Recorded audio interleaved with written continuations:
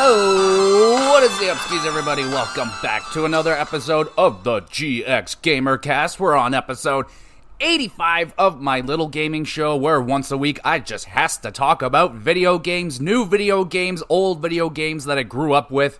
It doesn't matter, video games. And today we're going to be looking at the landscape of the gaming industry right now. What is the big news? What's going on? What's coming up? I got 5 topics that I want to discuss, ranging from sad stuff to encouraging things and exciting things, obviously. But before we dive into this topic, let's talk about what I have been up to over the last week or so. And I always encourage you, the listener, the viewer, what have you been up to over the last week or so? What games you playing? What movies have you seen? And what TV shows are you binging right now as my wife and I continue our relentless binge of Survivor? We have crushed. So we finished Survivor 37, David versus Goliath. Unreal. One of the best ones that I've seen. Super fun. Love that theme of, big successful people versus people that need to work and have fought for everything in their lives. And yeah, it was a really fun episode, or not episode, season right there. Really enjoyed that. Survivor 38, The Edge of Extinction, was solid. Not the best one. It was just kind of, it was fine. They're all enjoyable. It's just that some have better characters. Some people you root harder for than others. But The Edge of Extinction was an interesting concept where when you get eliminated or voted out, you get the option to go to Extinction Island. You can hang out there, and then you have an opportunity later on in the game to get back into it. And that was pretty neat. It did provide some interesting things, but in the terms of the island or the Edge of Extinction, there was really nothing going on that island. Once every 8 days or something, they check in on them. They're like, all right, here's a note to read. And yeah, not a lot going on there, but pretty neat. And then Survivor 39, Island of the Idols. They bring back 2 legendary survivors. You got Sandra and Boston Rob. They come back. They're not in it, but they're on their own island, and you get sent to that island. They help you out and shit. It was interesting. Not my favorite one, but pretty solid. And now we're at Survivor 40. This is a big one. 40th season, 40th anniversary, and they're doing Winners at War. They're bringing back all former winners of Survivor from newer seasons, old seasons. It's crazy. They brought in Rob and Sandra. They're back in it, and holy shit. Only watched 1 episode so far, but I can already tell this is going to be really good. So yeah, I'm excited to get into some more Survivor. And yeah, there's not many more seasons left after this. They're up to 46. And here in Canada, we don't get access to Survivor seasons 1 till 32, which is just insane. So that's a really unfortunate situation. Hopefully they clean that up. But yeah, still about 6 seasons left to go. Enjoying every minute of it. And I've been watching, I watched 1 episode of Shogun. Really enjoyed it. It's really, really good. It's not the greatest thing of all time, but yes, it's really good. Really enjoying it. Check it out. And I watched 1 movie this week. It's an oldie, but a goodie. It's Tombstone from 1993, a fucking Western movie, baby. We got cowboys, we got killing for no reason, we got lion and all that kind of stuff, horses and trains with steam-powered engines. It's crazy. Now, I like Western movies. My dad and his dad before, he loved Western movies, so I've watched a handful of them, but I am missing some of the quintessential Western movies in here, and Tombstone being one of them. I really had no intentions. It was not on my radar whatsoever, but I just was looking through a list. Tombstone was number 1 on the best Westerns of all time. It was a highly voted, a lot of people partook in it. It really caught me off guard. I was like, damn, Tombstone, I heard it was good, but this good? So I watched it, and it was pretty damn good, bro. Pretty damn good. It is as just a good old Western. It's just a ragtag bunch of fucking actually, well, it's old sheriffs that, you know, they were doing sheriff work before. They just want to go mining now and relax. And then, of course, trouble starts a brewing with this group of fucking guys in this town called Tombstone, and shit gets real. They have a whole bunch of shootouts. It's a big old rivalry. It was really good. Like, simple story. Like, it's as simple as that. Like, you wronged me, I wronged you back. That's that. And then basically they're like, no, we're not done with you. And yeah, just this battle continues on. I've seen scenes of this movie out of context. Like, there's a scene in this movie where Buddy just goes animalistic and he just goes, no. He just goes in the middle of a firefight and just starts blasting away everybody. It's crazy. But I've seen that part of the movie out of context, and it was like the cheesiest thing. I was like, what the fuck is this? But with the context, it's actually extremely badass. But yeah, I saw it just looked really corny, and it's really funny to me because my buddy Billy and I, we used to play Splinter Cell Conviction co-op, and whenever one of your partners goes down, you have the option to like rise back up and like shoot people on the ground, try and help your buddy out so they can come revive you. And every time we went down, we would do it and just never or no way, shit like that. It's something that only me and him probably understand, but it was a good time. Tombstone, badass, man. Like, you got Sam Elliott in there. He has to be in every cowboy movie ever. If you might not know him by the name, but if you saw him, he's in every cowboy thing ever. He always plays a badass cowboy. He's got the big old scruffy mustache. He's looked the same for 48 years. He's in name any cowboy thing. I imagine he's in, I don't know that show right now. Yellowstone, he's in that. Everything. He's in there. Fucking Kurt Russell. And, the guy, Doc Holliday, he was played by Val Kilmer, and that was a really fun character, man. Like, this really charismatic, drunk gambler, super classic, but I loved his charismatic. He was young, but like, he lived very, very hard, and the movie is based loosely off of events that happened in real life. There are real-life characters, like Doc Holliday was a real person, and the sheriff that's it. So that really piqued my interest. I really, really enjoy that. And just a good fucking cast of characters, man. Like, all the bad guys, they're, really just when they're on the screen, that's all you're focused on. They just steal it. It was good, man. Really good. Just because it's an old movie doesn't mean you can't enjoy it. I really enjoyed Tombstone. I'd hit it with an 8 out of 10. Great movie. I think I watched it on Disney. I think that's where it was landed right there. So that's the only movie I watched this week. Let's talk some video games. Playing Balatro still. Had my heart ripped out the other day. I was going on a run, really good run, confident as all hell that I was going to make this, just flying through. Got to the final hand, and I lost it by, like, just a few thousand points. Ripped my heart out. Fucking stepped on it, took a dump on it, lit it on fire, ate it, shit it out again. Oh, yeah, that was a rough one, but still loving me some Balatro. I think one of my wins didn't count or something, because it says I only have 3. Feel like I'm at 4, but whatever, I'll just keep playing.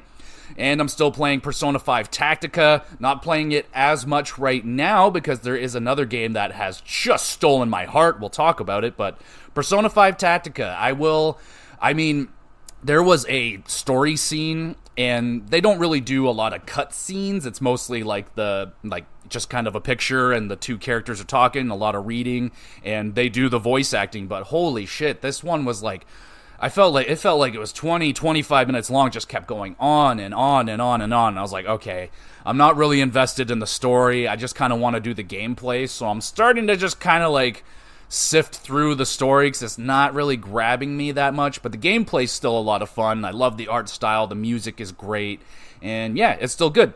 And playing NHL 24 still, I needed to play like an actual game, so I tried that out, and again, it still feels very, very similar to previous NHL games. Like they said, the passing is, it's a little easier now. Like before, you can press this button and like it would have all the face buttons out there. That's how you would make a pass. That is improved. Like it actually works now, which is great. But it's still the same. The hitting's even worse somehow. I don't know how they manage that. Like, why can't I just hit a fucking singular button and just wham a bitch? Like, god damn it, why do they make hitting so stupid? But it's fine. It's just, it's the only hockey game of this style that we have on the market. So they can just make it as bare bones, mediocre, just barely pass as a fine video game. But again, maybe we'll talk about this more into the major topics of this episode. But this game, a yearly release is not working for NHL, bro. It has been the same game for like a decade, and it really, really breaks my heart because thinking back to the golden era of the PS2 and even PS3 era, hockey games were excellent, absolutely excellent, and boy, have they ever fallen off. So yeah, just disappointed. And here comes the game that has stolen my heart. My God, I have put in so much time into this game already, and that game is Yakuza Like a Dragon. Buddy. So last year I got into Yakuza for the first time. It's a daunting series just because there's so many freaking games, but don't be shy, dip your foot in. They've remade them. They're really cheap and easy to get your hands on, but now the Yakuza series is starting to branch off into different genres of games. So normal Yakuza is kind of a beat 'em up, with a good story, minor RPG elements, and a lot of fun mini games to play. And Like a Dragon's taken an RPG element, still keeping that essence of Yakuza still intact, but it's excellent. I am in love. The story, the characters, the gameplay is so-so, but so was the gameplay of Yakuza. Like, it's good, but repetitive. But it's all the bells and whistles on the outside, and even more so in Like a Dragon, because the characters are even better, way more fleshed out. It's obviously looking better now on the newer systems. Very nice looking game, and I'm in love. That's all there is to it. I love playing this game. It's charming as hell. It's stupid. It's funny. And it just keeps opening up. I'm about 15 hours in, and like I just got into the go-karting, and like I'm just getting into I've just gotten to the tutorial of like starting a business, and it is awesome, man. I am just having a fantastic time. Definitely thinking I will be doing an episode for it, and should be a good time. And that is all I have been playing. Lots of Yakuza Like a Dragon, and again, another series that they already have 3 games out. Like the newest one, Infinite Wealth, I think, came out, and big reviews, good scores right there. All of them have scored well. All the Yakuza games have scored good to great, and yeah, they're all, well, I haven't played them all, but so far, yeah, really, really good stuff. So, enough of that stuff. Let me know what y'all have been oh my God. I have lost the ability to speak, but let's dive into, I got, 6 topics I would like to touch on in the gaming industry right now, and let's just touch on the big bad one that has been going on for quite a few years now, and that is the crazy amount of layoffs that have been going on in the gaming industry, and it is not stopping, man. Like, I thought last year was the worst of it, and this year is just going, hold my beer, watch me go, and not in a funny good way. Like, this is really not good stuff, man. Like, back to 2022, an estimated total of 8,500 layoffs. Like, that is a lot of people across a lot of different companies. We've had a lot of different places closing down, and it's not good, man. It's really alarming. In 2023, we were looking at about 10,500 layoffs across numerous studios. Lionhead, let's try and Unity Software was a big one. Zhizhou Gun Guy, Newverse, I don't know, they were over 1,000. Wildlife Studios, Amazon Games, over 100. Like, oh my God, Epic Games, over 800 people laid off there.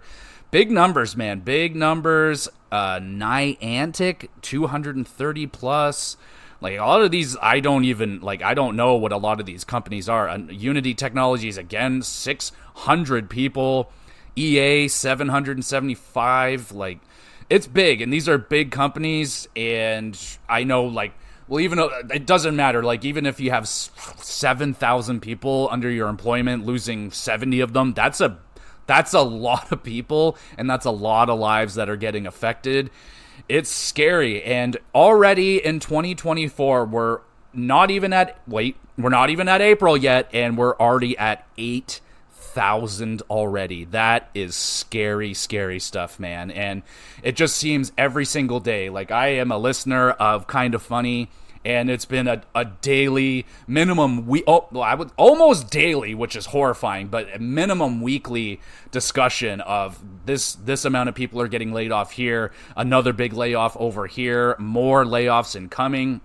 This year we had PlayStation Studios, over 900, EA again, over 600 people laid off. It's yikes, man. Activision had a big one, over almost 2,000 people laid off there. Riot Games, 530 people laid off. Playtika, 350. Twitch, 500. Unity, again, 1,800 people laid off. These are just insane numbers. Now, think of your place of employment and just imagine losing even some of these lower numbers.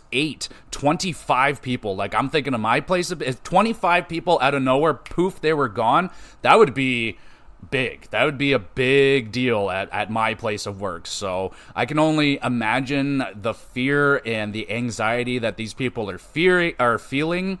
The not having job security at any point, they could just pull the plug on you. And with all these layoffs, obviously that means there's going to be an abundance of unemployed developers and all of that stuff that are going to be looking for jobs, and there's only so many spaces, right? And why did all of this happen? Why did we have so many layoffs? Well, I'm not a professional in business or anything, but we're seeing a big problem with trend chasing, where we're seeing the success of Fortnite, we're seeing the successes of other big multiplayer online games. Now, I'm a little bit gray in this area because I avoid all that kind of stuff. I have never played Fortnite, I haven't played Apex, I haven't played any of those free-to-play games. Like, from the beginning, like, the second I saw free to play, I was already like red flagging it. I was like, okay, like, I see the grand appeal, like, I see, like, I would have killed for free-to-play games when I was a kid, man. Like, oh my god, if I had something like Fortnite or anything like that available to me when I was 7 or 8 years old, where I was begging and pleading to get video games from my parents and be lucky to get them a couple times a year for Christmas and birthdays, goddamn right, I would love to have free video games. That was not a thing back in my day. No way getting free video games. So I see the appeal to it, but then I started seeing the pay-to-win kind of stuff. You're seeing horrible stories of 5-year-old Timmy stole his mom's credit card and spent $30,000 on cosmetics that aren't real, and now his mom can't pay for the house, and they lost the house, and just, okay, we're getting really dark, but that's, it's a very, really just a type of business thing that I was not interested in. At that point, I was already kind of trending out of online gaming and stuff like that. And yeah, so we're seeing a whole shitload of companies doubling down on the successes of these, what are they called? They're not MMOs, but these fucking Fortnite-style games, battle royales and stuff like that. Wow, I really do sound like I'm fucking old and out of it, because, I really am, because when all that stuff started coming in, I was leaving. Like, I did play, oh man, what's that one called? Battlegrounds or Playgrounds or something like that. It wasn't good. I didn't like it. It's just the Battle Royale thing wasn't for me. Again, I saw the appeal though. Absolutely, I saw the appeal. Like, PlayerUnknown Battlegrounds, that what it's called. I was playing that with the homie Kyle, and like, when we were new at it, everyone was pretty new, so it was fun. And like, we were just like in a house and just trying to find resources, and we heard like some homies in a truck pulled up, and like my heart rate was fucking 180. We were so scared, and we could just like see them looking through the windows. We're like, oh god, we have no weapons, like this is terrifying. But yeah, once people get to play these games a lot more than me, get a lot more time, they just destroy me. Like, I'm dead before I even hit the ground. So I'm like, all right, this is just not for me. So But there have been other Battle Royale games, because there's been so fucking many styles. There have been some that have been good with me. I mean, Tetris 99, that shit was awesome. I fucking love Tetris 99. And they have been continuing on with those. They had Mario 99, I think Zelda 99. They just did F-Zero 99. All that stuff. I love the creativity behind that. And you're bringing life into old games again, making them new with this whole new idea behind it. I thought it was fucking brilliant. Have they done a Pac-Man yet? Pac-Man would be excellent, but I really, really dug the Tetris one. That was cool. Fall Guys, when that came out, that was pretty good. I enjoyed playing that one. They did a really good job releasing that free on PlayStation when it came out, so I was like, yeah, I am very encouraged to give it a shot when something is brand new, and I like the idea behind it. It was like almost like a Wipeout, this obstacle course, trying to survive. It was really fun at first, and then people started glitching, and they started cheating to win. I'm like, all right, the appeal is over, but they continue on with these games, and the games as a service model really started to come into its own. And you know what? Back to NHL, I think it would work excellent. This pay to win, or not pay to win, not that. Don't fucking do that again. They're already doing pay to win with the hut and all that stuff. That's bullshit. But with games as a service with NHL, I think that would be great. They can just lay down the groundwork that they have already. You know, we already have this structure with decent stuff, but there's no furniture inside. So just stop focusing on rebuilding the same game over and over again, and just keep it there. Have the updated rosters coming out. Make, when a trade goes down, fucking make it into the game immediately, and just keep that going for like 3 or 4 years, and then like have that 3-4 years and rebuild the NHL thing from the ground up. Fucking make a real career mode, rebuild GM mode, try your best to make GM mode connected, because we all know everyone wants it. It will work in this generation now. The online is way better than it was in 2013 when they tried it initially, and fucking give us a fucking game for NHL fans that isn't a slap in the face waste of my time. So if they can do that with the sports games, I think that could work, instead of because at this point, it's really next to impossible to release a game on a year-to-year basis with it being worth that $80, $90 price tag. And yes, people absolutely pay it. I was paying it for years and years. Only recently did I stop paying for the NHL games, because I'm just like, I just really can't do it anymore. It has been the exact same experience year and year and year. And again, if I keep giving them my money, they're just going to keep shoveling it in my mouth. So I have to stop giving them my money. And I hope one day they decide to try it, even though I'm not a fan of games as a service, because of these immense failures and companies thinking that, oh, we can do this, this is easy, and releasing these not great games, but some of them have been really good. Now, I can't tell you which ones they are, because again, I don't play any of this stuff. It's just not for me.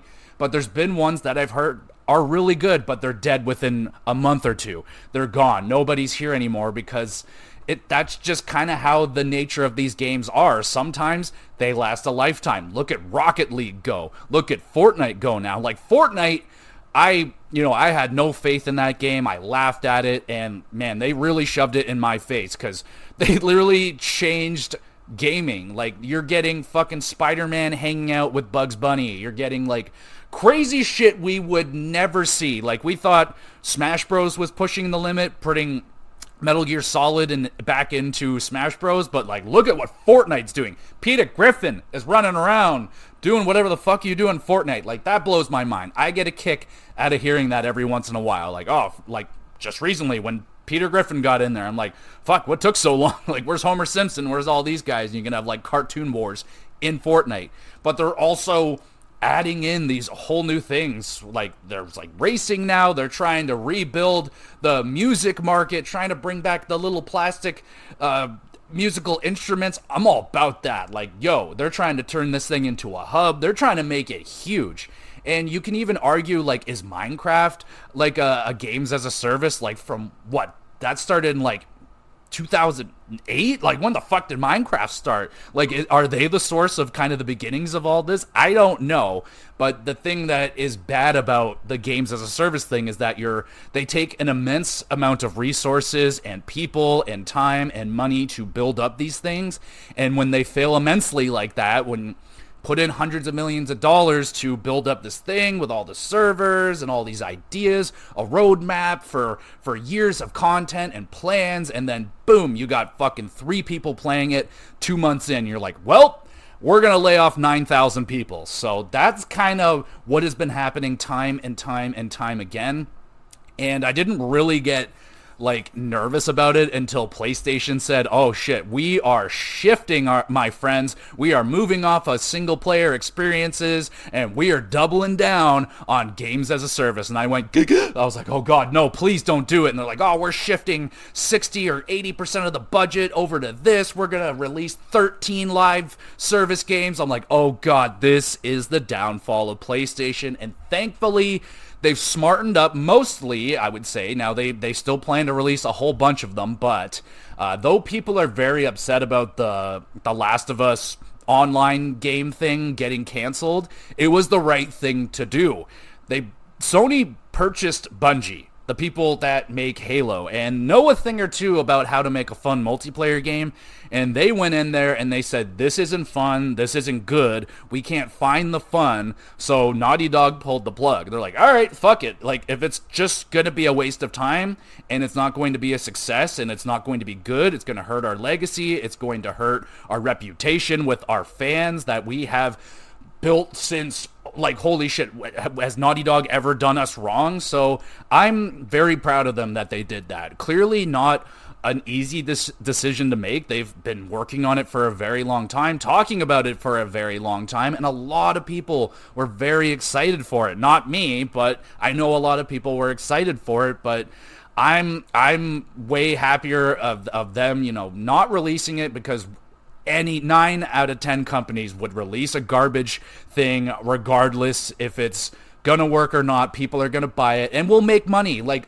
definitely, if Naughty Dog just said, fuck it, if it's not fun, we don't care, like, we'll release it, people are gonna buy it.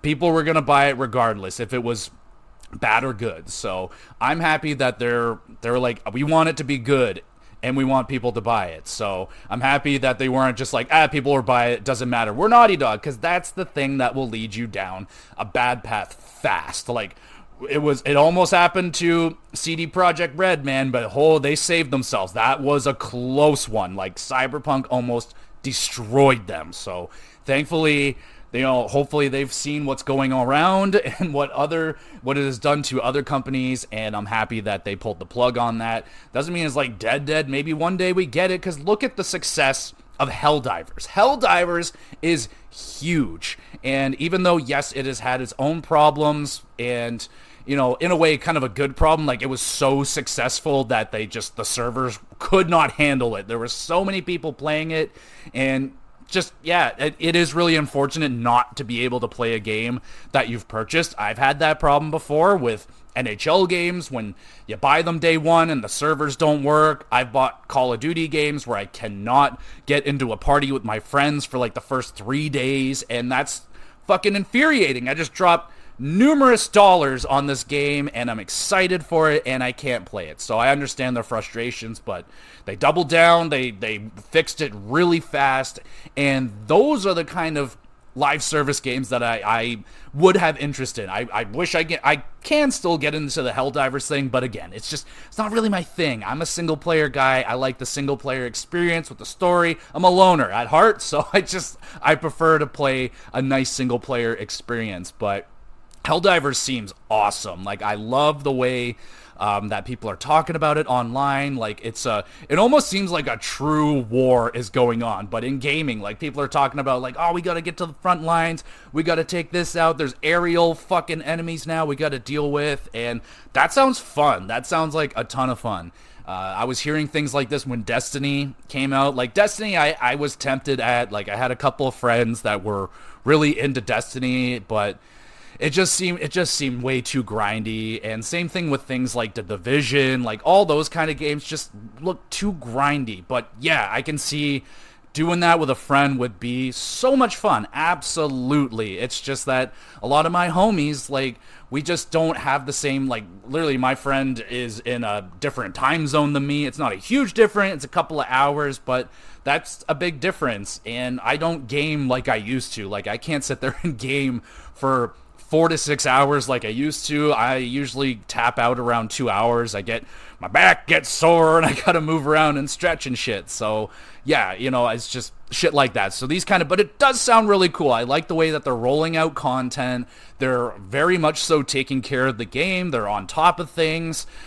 Yes, it's unfortunate that they had a shaky start, but so far so good. And I know people are pissed off about them nerfing stuff, but hey, Helldivers, that's the kind of thing that I'm hoping PlayStation, if they're gonna do this live service thing, I hope this is the kind of thing we're gonna get. Like, nice rollout of support and good amount of content. It's fun. People are really liking it, and that's good. I'm very excited that Helldivers 2 has been a massive hit. So that's encouraging. I know they got other stuff coming out. I don't know the name of them. I think Valorant or something. I don't know.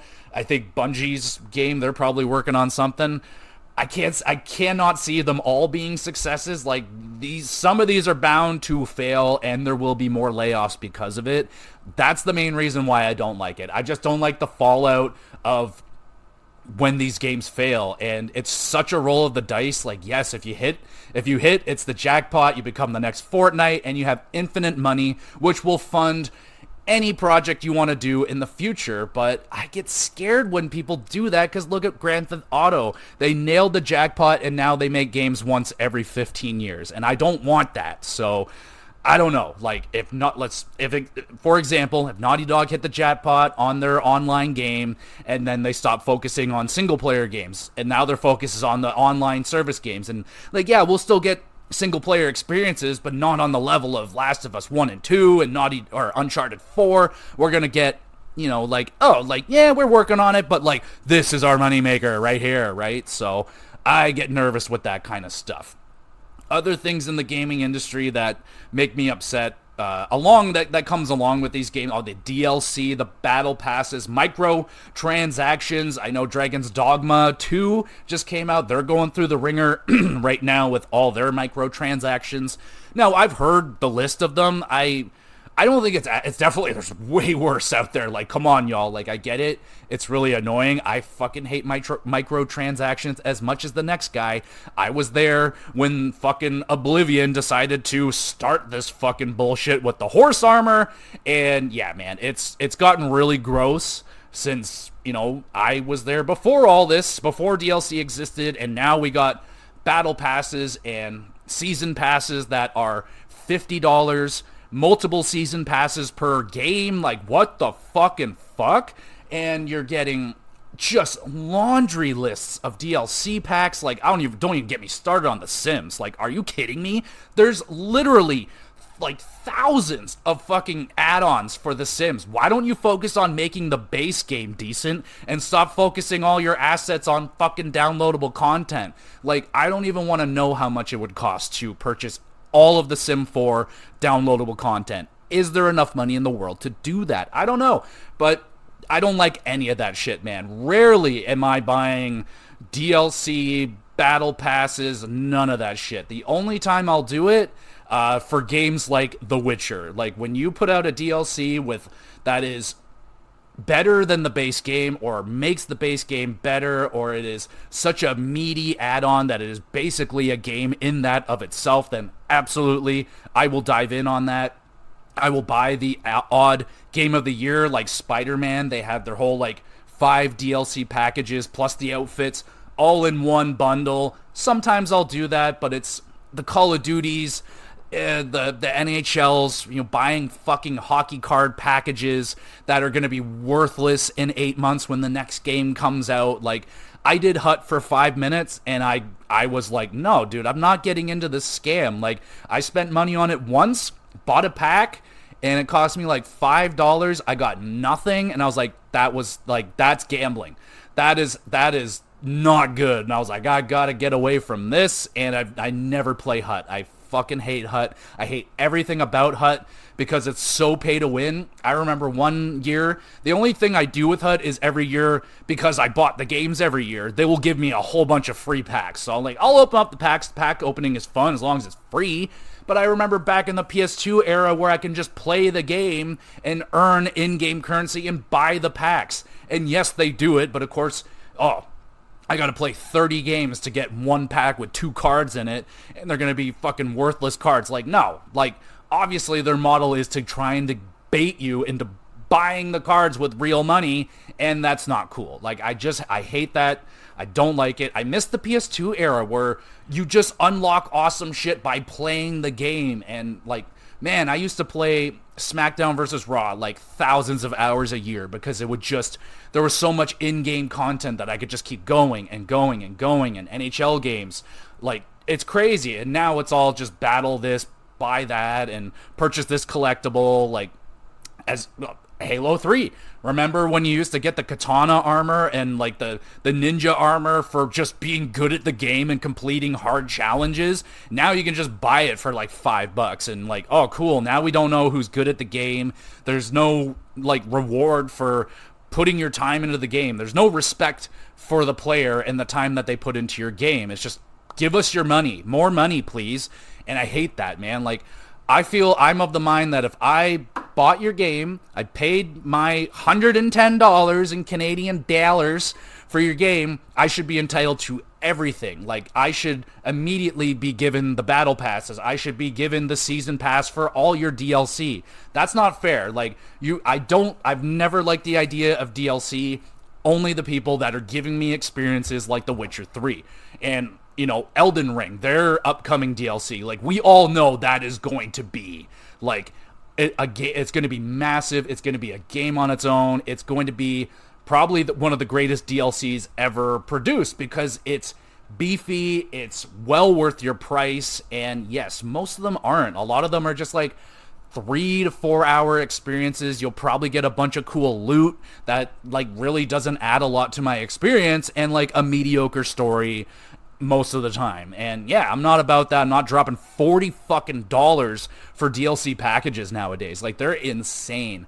The only thing, one thing I did get really bad into was the Rock Band DLC. I purchased probably over 600-700 songs or something like that, but I got my bang for my buck. I played each one of those downloadable songs an embarrassingly a lot amount of times. I got my money out of buying my Avenged Sevenfold songs for $1.50 a piece or whatever, and you could get packages. That was fine. Again, I was justified in my purchases of how many times I got to play the songs, so I was cool with it. It was expensive, honestly. I was it's a little pricey per song, but again, I played the shit out of Rock Band, so it was okay.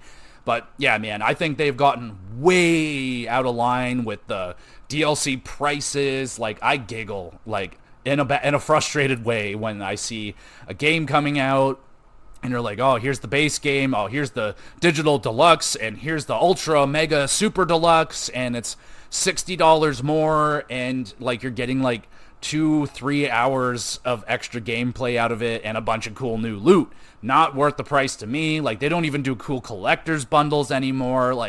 The old school one, the way over the top ones, I never bought them, but at least they were cool. Now you just get a digital code to download a fucking skin for something. I'm there's just no love in it anymore. Everything's digital this, and I'm not into that. I don't like that. Another thing I really don't like is the fact that most developers are relying on patches and being fine with releasing games that are just fucking flat out not done, broken.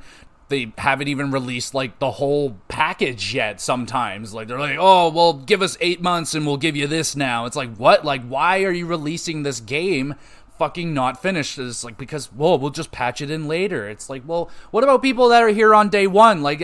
Your game is only a 20-hour experience. You're going to expect them to come back and replay your unfinished game now that's finished? No, I don't like that. And that's the other thing with DLC. Sometimes they take way too long to come out. Your DLC, your game came out a year ago, and Elden Ring we can give a pass because we all know how big it's going to be, but even then, that's 2 years. That's a long time. I haven't played Elden Ring since in a very long time. So like it's going to be hard for me to get back, and that's why I don't get DLC a lot of the time, because it's like I'm already done with the game. I don't want to have to come back and like I don't know. I tried the Cyberpunk thing. I really wanted to do Cyber Liberty because that's another one that seems well worth the price and my time, but it's just like come back, a year and a half after you've played the game, and I'm at end game. They're like, oh, here, relearn everything, and it's just too much. So I just wish just release the game that you wanted to release with everything in it, and stop fucking wringing us dry for every penny that we fucking have, and release them finished and stop relying on goddamn freaking patches. I haven't pre-ordered a game in over a decade because it's too risky, damn it. Like, it's just way too risky. I rarely buy new video games because they're not done yet most of the time. Or they're like, oh, well, if you wait, more stuff will be coming soon. It's like, oh, I'll just wait for the more stuff and hopefully a price drop. So, there's my little rant about the layoffs and all that. But also, I'm not done ranting. Let's talk about how fucking big games are getting right now. It is getting crazy. And not only are they getting like big in terms of scope and everything, that's not the bad thing. The bad thing is that, development times for these games are getting insane. Now, Grand Theft Auto 6 should have came out 8 years ago. Like, they just had no appeal to work and make that game because Grand Theft Auto Online was making them more money than they could ever make. So what's the point? But development times are insane. Like, Fallout 5 is like 10 years away. Like, that game is not even a fucking idea yet. Thankfully, they got a TV show coming out that will help out a little bit with that. But like, man, these games are taking insane amount of time to make now. It takes hundreds and hundreds of people to make them now. It takes hundreds of millions of dollars to make, and the expectations out of the games now for their sales are crazy high. Like, back in my day, selling 1 million was crazy. Like, oh my god, they sold 1 million? Like, that's amazing. You're gonna be a PlayStation greatest hits. But now, like, 1 million companies are like, oh, we might shut down everybody. We might shut down everything because we only sold 5 million. It's like, 5 million? That's so much. But they're like, yeah, but it costs like 98 million plus another 100 million and so on, and just like, oh, okay, so there's just no profit here. Even though it sold well, that's why sometimes we have games we really like and they were good, but it didn't sell good enough, and that's why we don't get an Okami 2, and we don't get, Beyond Good and Evil 2, which who knows when that's ever going to come out. Shit like that. But I don't like the development times. They take a really long time to make games now.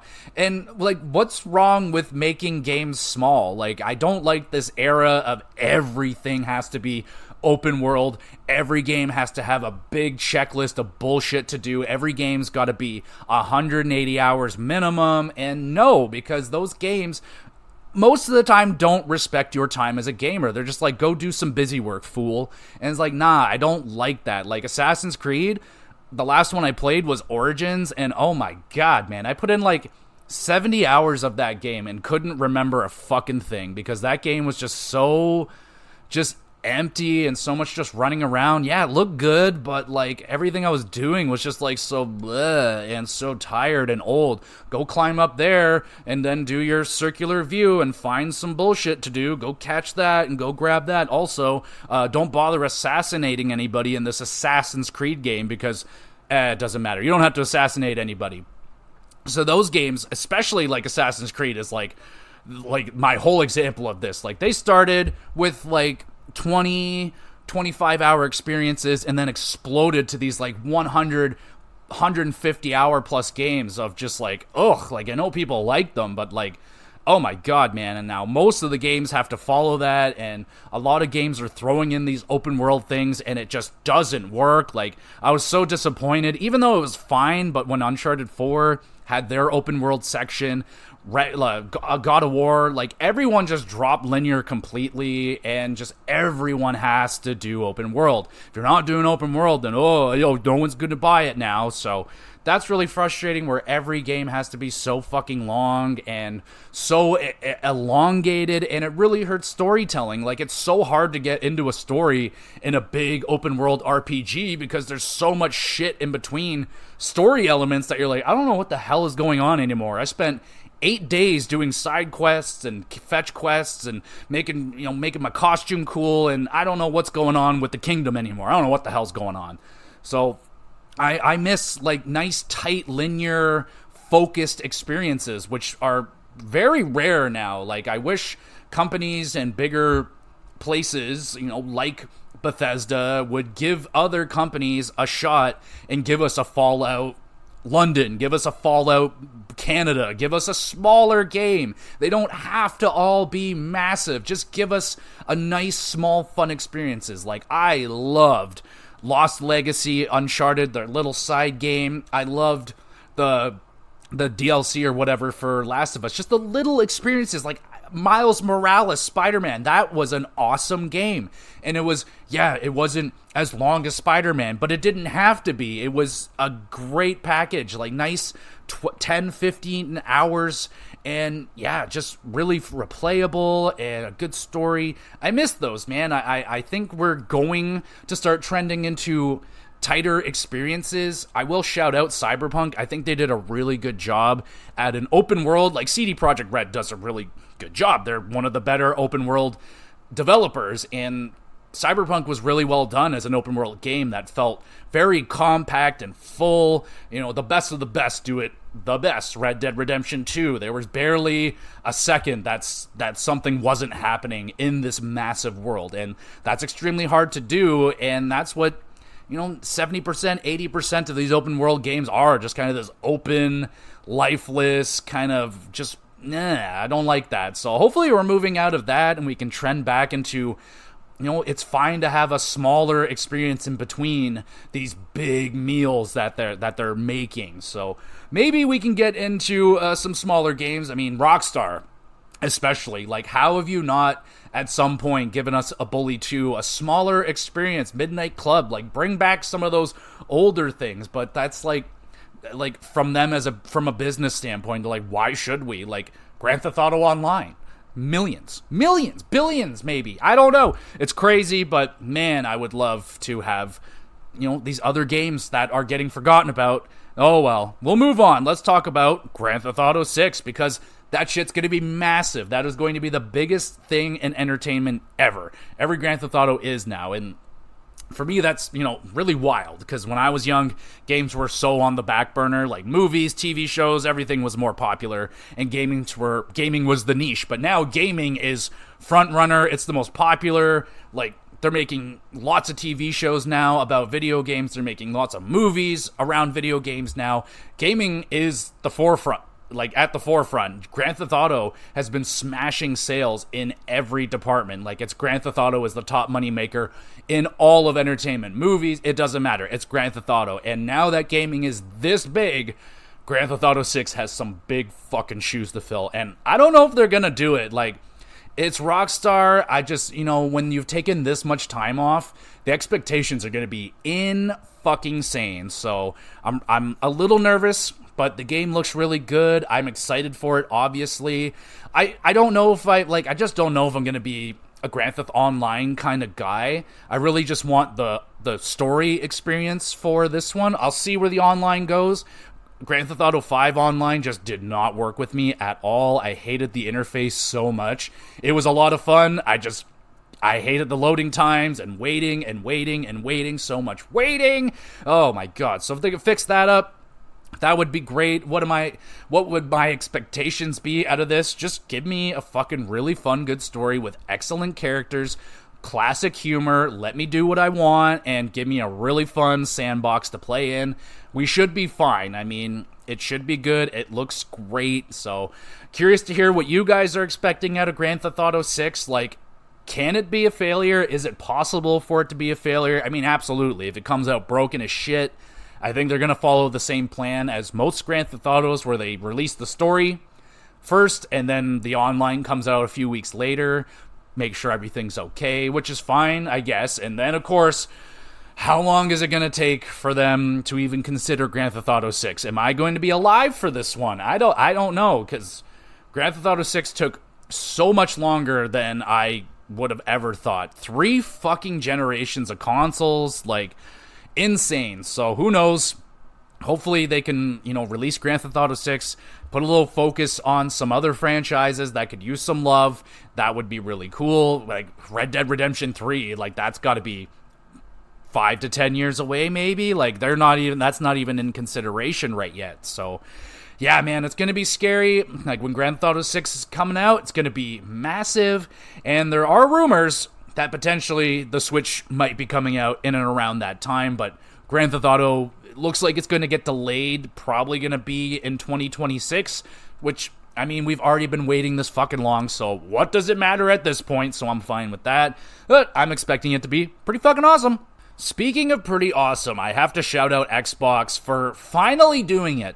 They're finally starting to break down the wall, or open that forbidden door, if you will. And they're starting to let some of the, not the big hitters yet, but they're starting to let some of the Xbox exclusive games hop over to Nintendo, hop over to Sony. And is this the beginning of that trend? Oh my god, I hope so. I love games, and I want everyone to experience all games whenever possible. Like, I grew up poor, and I can only have one system, and I didn't get to experience a lot of the stuff that was going on around me. A, because I didn't have the consoles, they weren't available on my consoles, and yeah, so I got limited to my lane, which now, thankfully, me as an adult, I can use my money responsibly, and I can purchase multiple systems now of different companies, and I can experience these things, but it's still difficult and very expensive, right? So I would love for a day, I don't know if we're going to ever get there, but I would love for PlayStation people to experience a Mario game on on their PlayStations. I would love for Nintendo people to experience Uncharted on their Nintendo console. Is that ever possible? Probably not with the ones right now, but if they ever get back on the same page of power or something, but there's also emulation and live streaming and shit like that. So it can be done, but goddamn, in a perfect world, I would love that, man. And I'm so happy to see that you got Hi-Fi Rush hopping over to Nintendo and Sony. I think that's a perfect starting point for Xbox to get that ball rolling. Are we ever going to see like Halo on Sony? Are we ever going to see Gears of War on Nintendo? Are we going to see fucking a Mario Gears of War crossover and see Mario's head get chainsawed off by Marcus Phoenix? That would be amazing. Why not? Why not? I think that would be so cool. And yes, I know everyone's like, oh, that's how you get people to buy consoles. But yes, I understand that. But I think with the amount of gamers now, I almost think it might be kind of silly to just isolate your franchise to one market of gamer, like Nintendo hoarding their Mario games to their Nintendo people. And it works. I mean, look at them over there. Anything with Mario on it, these people are sucking it up, eating it up. Doesn't matter if it's good, bad, mediocre. If it's Mario, fucking Nintendo, eat it up.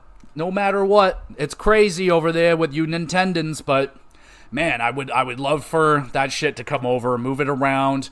I'm all about it, man. Like, I've always wanted that.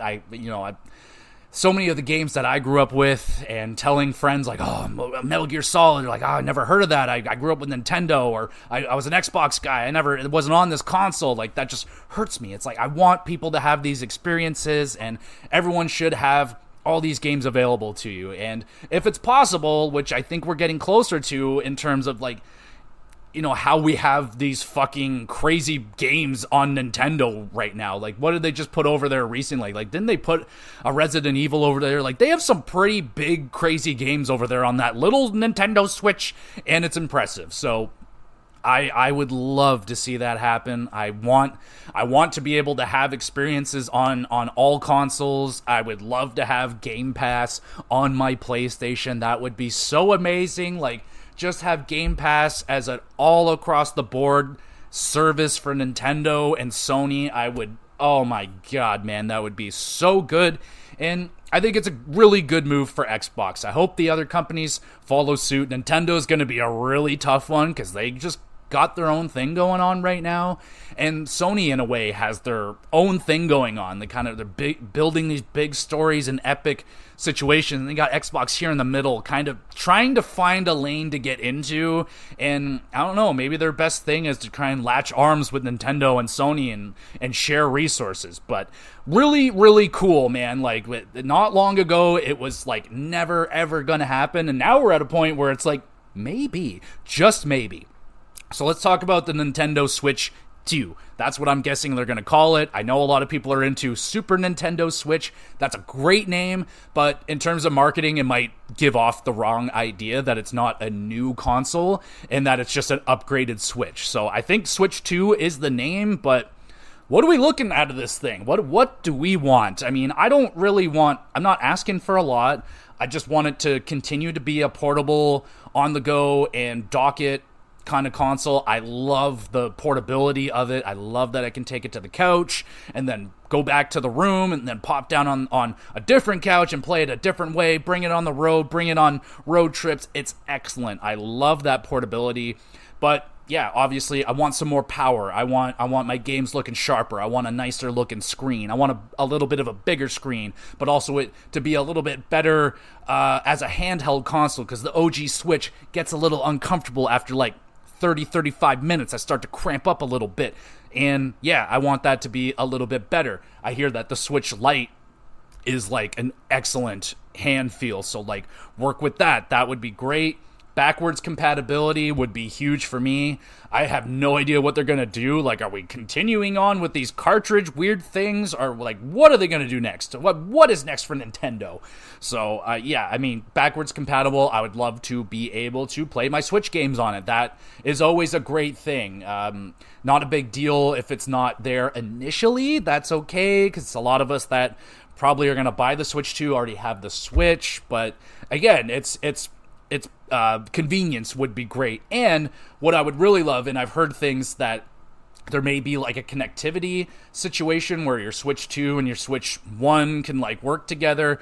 I would love that. Like, talking to my wife, I'm like, oh, wouldn't it be great if like the Switch 2, we get the new Animal Crossing or something, and I can play it on my Switch 2, and you can come in and play my game with me on the Switch 1. Like, we can, it'll work together. That would be, I would love that so much, because, you know, it's hard to have a fun Animal Crossing experience at home with your partner with only one Switch. You're going to want to buy a whole nother console. I'm like, that's expensive, so that's a no.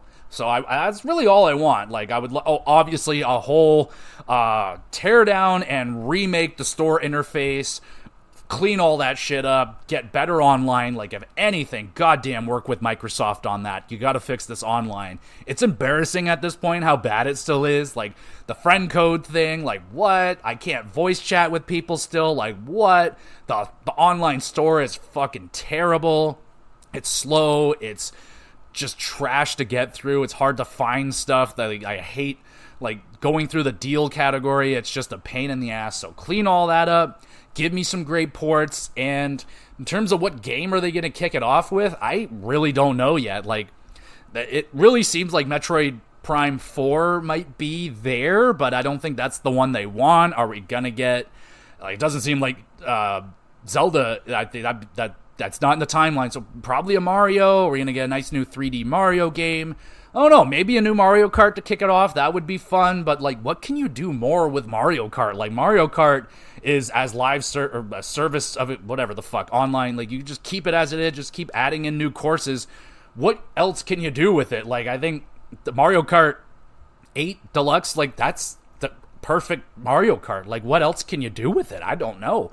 It's really good, but all you can really do is just keep making it look better, but I don't know. So let me know, what do you guys think is going to be the opening lineup of games for the Switch 2, and what do you want out of the Switch 2? Apparently it's coming out in 2025. I really hope so. Early 2025 by the sounds of it. Now, my normal strategy is to generally wait a year or so for the console to play out, make sure there's no major issues with the console. I'm traumatized from the Red Ring of Death, so kind of built in with me now, but Yeah, and they're probably going to be next to impossible to get. Scalper's going to be a piece of shit. Hopefully we're better with that this year. But yeah, man, I'm very excited for the Switch 2. It's going to be awesome. And we'll finish it off talking about some Sony stuff. So they're saying that there's going to be no major Sony franchises released in 2024.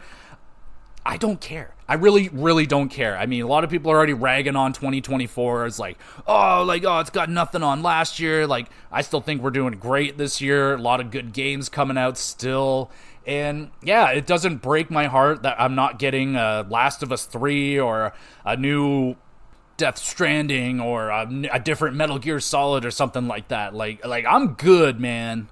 I just feel like we're getting a little bit too spoiled as gamers. Like, not every single year has to be like 2023, where there are just AAA banger after banger after banger. Like, it's amazing to have years like that, and we are feasting as gamers right now, but it really hurts my heart, hearing all those, best games of the year and top lists, and seeing that games like Resident Evil 4 Remake kind of slip through the cracks, and that game should most certainly not slip through the cracks. That would be one of the biggest games next to Final Fantasy VII Remake. Like, that is probably, Resident Evil 4 is the next, most anticipated remake ever, and people were just like, but Baldur's Gate 3, but Legend of Zelda, and it's like, we're eating good as gamers, and we're spoiled fucking rotten, and to have a calm year, maybe a year where it's not just like, here's just this and this, here's a Mario, here's a Zelda, here's this and that, and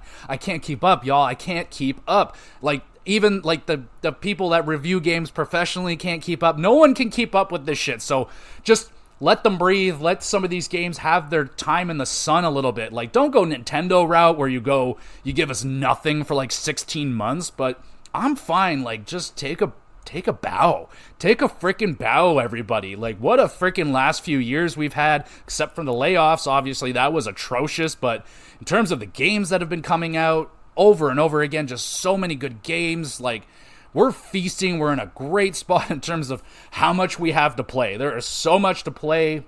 My backlog is insane. Like, even just the PlayStation franchises alone, I have not played Death Stranding yet. I haven't even touched Days Gone. I haven't gotten to Ragnarok yet. Like, Spider-Man 2. Like, oh my god, man. Like, the list goes on and on and on. So I'm completely and utterly fucking satisfied with gaming right now in terms of all the shit that we have to play. There's and so many of them, like, I have so much to eat in terms of games in that 85 to 90 plus range on Metacritic, but there's also so many hidden gems coming out that are just going to the wayside because there's just so many big games out right now and so many big games coming out. It's non-freaking stop, man. So yeah, that was a lot of fun for a little check-in there with the gaming industry. The layoffs suck, obviously, but let me know, what are you excited for the future of gaming? Do you think we're ever going to see Halo on Nintendo? I mean, I would love it. We're going to have Gears on Sony. I would love it. Maybe not today, maybe not tomorrow, but someday. And that's another episode done. Thank you, everybody, so much for listening. Let me know what you think of the gaming industry, and if you would like me to do more episodes kind of based around gaming topics and shit like that, I'm down with this. This is something I've wanted to talk about for a very long time because it's something that I hear about almost on a daily basis with these layoffs. It's really heartbreaking.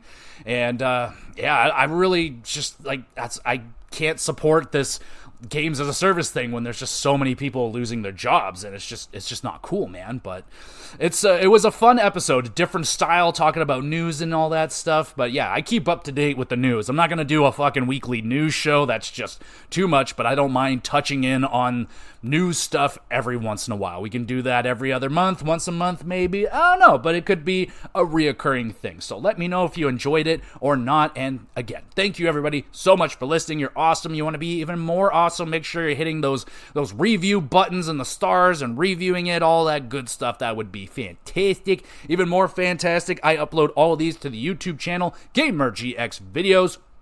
Go over there, drop a comment, let me know what you think of the episode. Drop a question if you'd like to about video games, wrestling, hockey. Doesn't matter. Send in a question. I'd love to answer it live on the podcast, shout you out. All that good stuff. Be a ton of fun.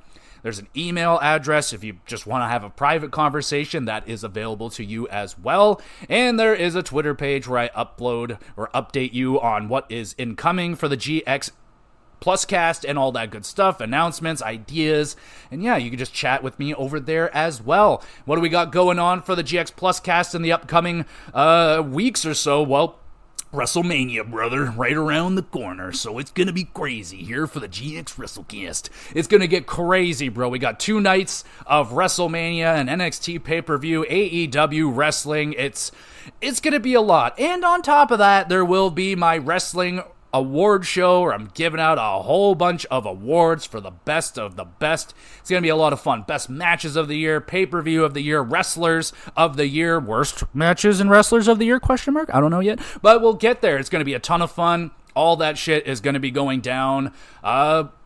Next weekend? Is that when WrestleMania is going down? Apparently. Holy shit. Yeah, so it is going to be crazy here over the next couple weeks with the GX Pluscast. I don't know yet if I will or if there is going to be missing, HockeyCast or GamerCast because of the abundance of wrestling there will be. I will let y'all know, but I will do my best to continue on with 3 episodes per week. And there you go, everybody. Hopefully you're having a good day. It is a day here in Canada. A little bit cold. It is spring now, but it's still cold. We're getting our second winter a little bit. But hopefully you guys are doing good. Hopefully you're having a good day. And hopefully this podcast helps you getting through whatever medial task you're doing right now. Or if you're just listening to it, having a good time, thank you. Thank you so much for that. We'll be back again with some more GX Pluscast.